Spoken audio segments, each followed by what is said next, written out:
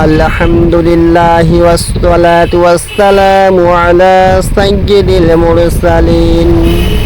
সবচেয়ে বেশি ব্যবহৃত 5টি ফর্ম। ফাআলা ফর্ম 1। ফর্ম 1 মূল বেসিক ক্রিয়া, রুট ফর্ম। এটাই আরবি ক্রিয়ার সবচেয়ে সাধারণ ও আসল রূপ। কোনো বাড়তি অক্ষর নেই, কাজটা নিজে নিজে ঘটে।